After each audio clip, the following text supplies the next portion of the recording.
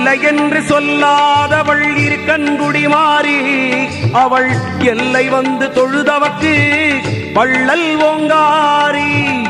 இல்லை என்று சொல்லாதவள் இருக்கன்குடி மாறி அவள் எல்லை வந்து தொழுதவர்க்கு வள்ளல் ஓங்காரி.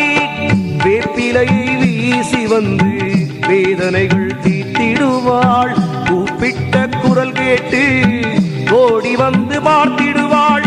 மகமாயி திரிசூலி அருள்மாரி, மகமாயி திரிசூலி அருள்மாரி.